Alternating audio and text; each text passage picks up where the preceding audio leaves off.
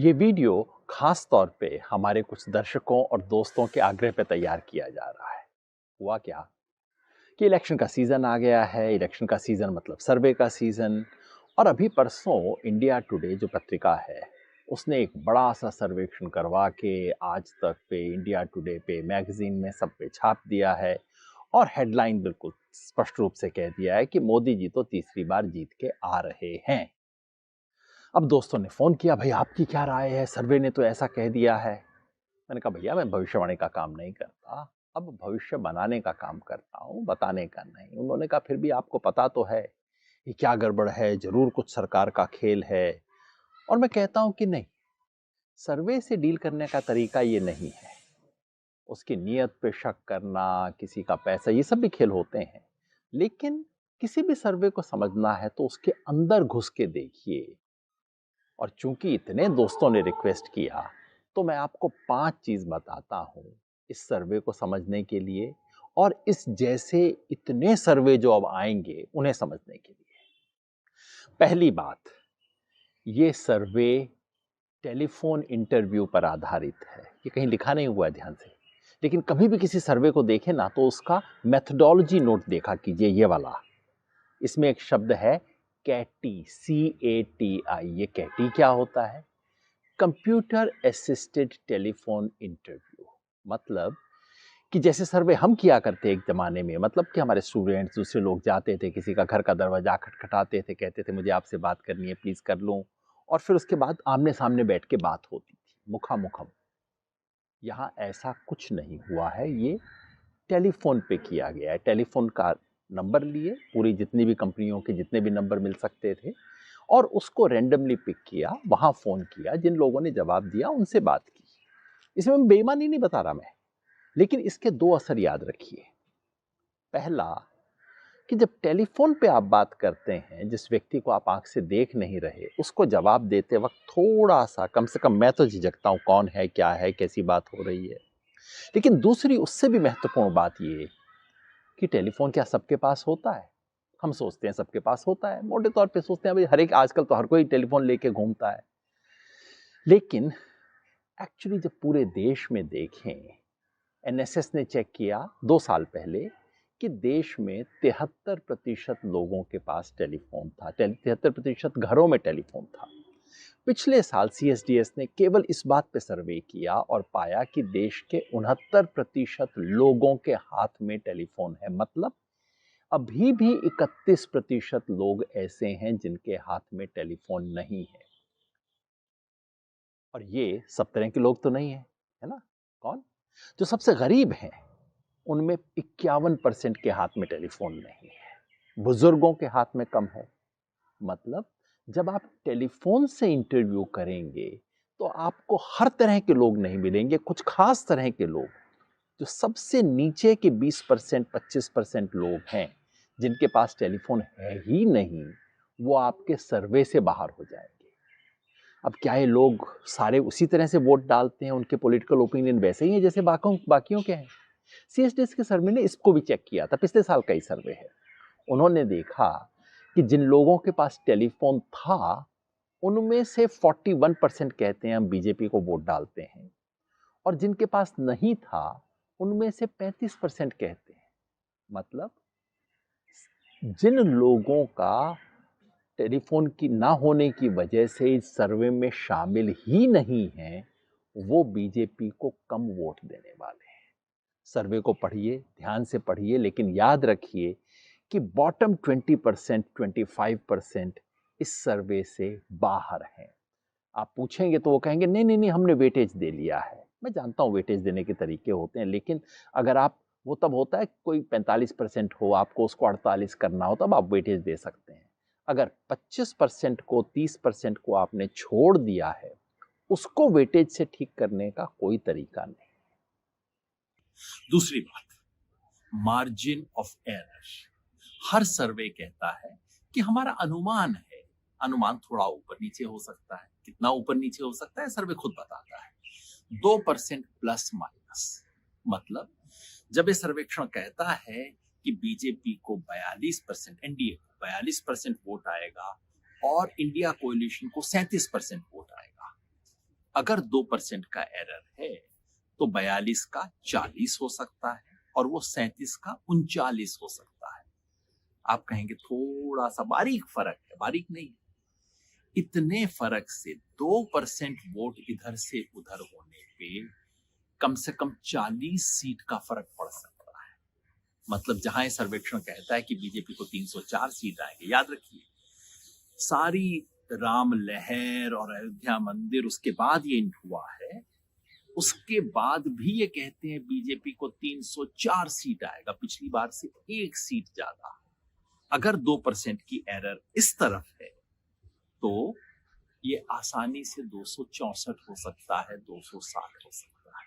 इस सर्वेक्षण का, मैं बाहर से नहीं कह रहा हूं, मैं केवल इस सर्वेक्षण का अनुमान बता रहा हूं। और उससे भी ज्यादा महत्वपूर्ण ये है कि ये सर्वे कहता है कि हमारे अनुमान में लोकल लेवल पे, मतलब स्टेट लेवल पे 5% की ऊंच नीच हो सकती है। मतलब कि जिस पार्टी को कर्नाटका में, जैसे इन्होंने कहा कि कांग्रेस को 53%, कांग्रेस को 42% वोट बता रहे हैं और बीजेपी को 53% वोट बता रहे हैं, 5% का मार्जिन अगर इस तरफ हुआ तो ये मामला हो सकता है 47 और 48 बिल्कुल बराबरी पे पहुंच जाए।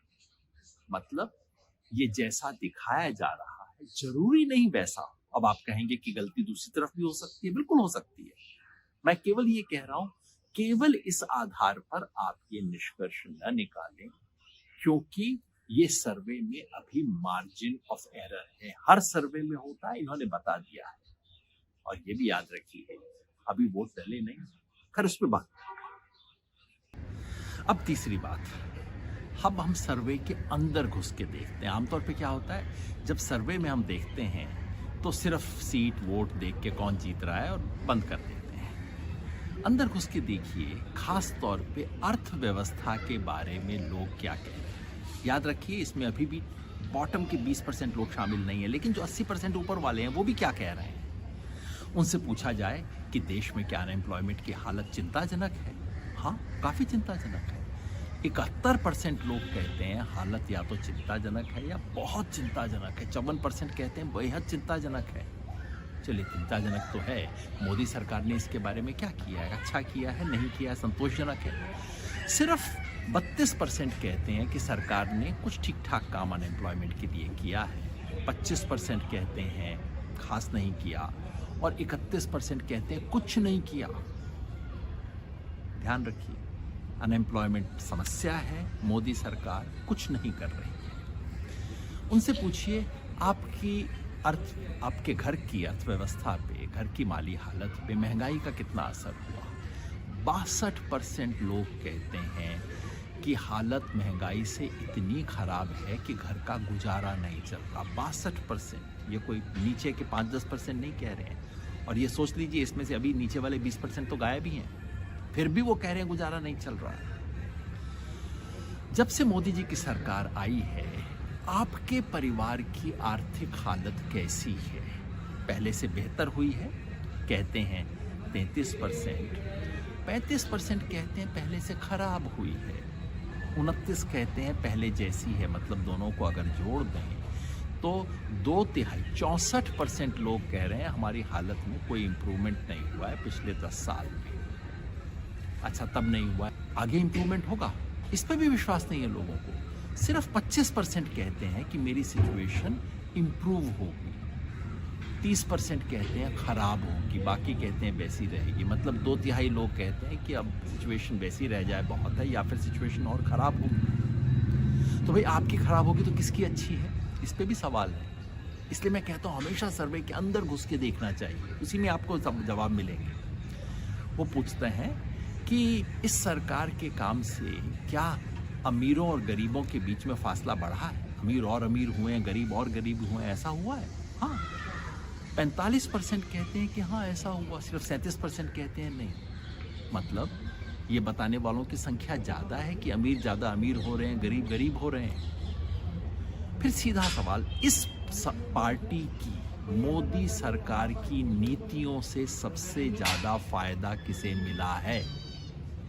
52% कहते हैं बिग बिजनेस को। बड़े लोगों को, उन्होंने अडानी का नाम नहीं दिया है उत्तर में, नहीं तो वो भी बोल देते। 52% कहते हैं बड़े लोगों को फ़ायदा हुआ है, सिर्फ 8-9% कहते हैं किसान को हुआ है, 6% कहते हैं मजदूर को हुआ है, 15% कहते हैं, बाकी सब कहते हैं इस सरकार की नीतियों से बड़े लोगों को फ़ायदा हुआ है। अब आप देखिए, यही अर्थव्यवस्था की तस्वीर हम लोग बार बार कह रहे हैं ना। ये सर्वेक्षण जो कि बॉटम के 1/4 लोग जिससे बाहर हैं, ऊपर के लोग हैं, वो भी कह रहे हैं कि नहीं, हालत बहुत ख़राब है, महंगाई से, बेरोजगारी से, गरीब अमीर के फासले से देश त्रस्त है। वोट का सवाल अलग है, ये जो मूड है अर्थव्यवस्था पे बहुत खतरनाक है, बहुत नेगेटिव है, लोग निराश हैं, गुस्सा है। अब चौथी चीज, अर्थव्यवस्था नहीं, अब राजनीतिक व्यवस्था देखिए। मोदी जी कहते हैं न खाऊंगा न खाने दूंगा, तो सर्वे पूछता है लोगों से कि क्या इस सरकार के आने के बाद से करप्शन कम हुआ है? बराबर, जितने कहते हैं कम हुआ, उतने ही कह रहे हैं कि ना, कम तो नहीं हुआ। मतलब ये कार्ड तो नहीं चलता। विपक्षी कहते हैं कि लोकतंत्र को खतरा है। लोगों से पूछा गया कि क्या देश में लोकतंत्र को खतरा है? ध्यान से देखिए इस फिगर को। 46% लोग कह रहे हैं खतरा है, बाकी 39 कह रहे हैं नहीं। जो बाकी है उनका कोई ओपिनियन नहीं है। मतलब वोट सरकार को देने की बात कर रहे हैं, लेकिन साथ में कह रहे हैं कि खतरा है लोकतंत्र को। जुड़ा हुआ सवाल पूछा गया कि क्या सरकार एजेंसियां का इस्तेमाल कर रही है, ईडी, ये जिसमें इलेक्शन डिपार्टमेंट बोलता हूँ बीजेपी का, ईडी, सीबीआई, सरकार क्या इसका बेजा इस्तेमाल कर रही है विपक्षियों को तंग करने का? इससे भी लोग सहमत हैं। यहाँ भी 46% लोग कहते हैं कि हाँ, सरकार बेजा इस्तेमाल कर रही है, गलत कर रही है, विपक्षियों को प्रताड़ित करने के लिए कर रही है। 37% कहते हैं कि ऐसा नहीं। और लोगों से पूछा गया कि क्या आप खुल के अपनी बात कह सकते हैं? अब याद रखिए, जो खुल के बहुत कह नहीं पाएगा वो सर्वे में भी शायद खुल के नहीं कहेगा, और टेलीफोन पे तो नहीं कहेगा। फिर भी जब लोगों से कहा कि आप खुल के पॉलिटिक्स के बारे में और धर्म के बारे में अपने विचार रख पाते हैं, तो सिर्फ 47% हैं जो फ़ोन पे कह रहे हैं कि हाँ मैं रख पाता हूँ। 41% लोग फ़ोन पे कह रहे हैं कि नहीं नहीं, मैं खुल के बात नहीं रख सकता अपनी। देश में भय है, प्रताड़ना है, लोकतंत्र पे खतरा है, और करप्शन के मामले में इम्प्रूवमेंट नहीं। निष्कर्ष आप निकाल लीजिए। और पांचवी और आखिरी बात, जैसा रवीश कुमार कहते हैं ना, टीवी थोड़ा कम देखा कीजिए। उसी तरह से मैंने सर्वे किया है, मैं आपको कहता हूँ सर्वे थोड़ा कम देखा कीजिए। इस देश में ज़रूरत से ज़्यादा सेफोलॉजिस्ट हैं, हर कोई, हर पान की दुकान से लेके कहीं पे भी बैठे हुए, पार्क में बैठे हुए अंकल, सब सेफोलॉजिस्ट हैं। और मैं बार बार कहता हूँ कि उसके बारे में कीजिए। बारिश के बारे में भविष्यवाणी की जाती है, जो काम हमने करना है उसके बारे में भविष्यवाणी क्या, वो तो हमें करना है ना। इसलिए सेफोलॉजी कम कीजिए, सर्वे कम देखा कीजिए। याद रखिए, चुनाव दौड़ तो है, लेकिन अभी उस दौड़ में एक कदम भी नहीं लिया गया है। ये सर्वे वगैरह केवल अनुमान है कि आज से 2.5-3 महीना बाद कोई व्यक्ति क्या करने की सोच रहा है। अभी तक एक भी व्यक्ति ने वोट नहीं डाला है। होगा वो जो हम चाहेंगे। चुनौतियां हैं, लेकिन संभावनाएं भी हैं। तो आखिर में सर्वेश्वर दयाल सक्सेना की ये 4 पंक्तियां, हम असमर्थताओं से नहीं, संभावनाओं से घिरे हैं। हर दीवार में द्वार बन सकता है, और हर द्वार से पूरा का पूरा पहाड़ गुजर सकता है। शक्ति अगर सीमित है तो हर चीज अशक्त भी है। भुजाएं अगर छोटी हैं तो सागर भी सिमटा हुआ है। सामर्थ्य केवल इच्छा का दूसरा नाम है। याद रखिए, सामर्थ्य केवल इच्छा का दूसरा नाम है। जीवन और मृत्यु के बीच जो भूमि है, वह नियति की नहीं, मेरी है। तो मूड ऑफ द नेशन देखिए, अपना मूड खराब मत कीजिए, आगे बढ़िए, और वो कीजिए जो करना है।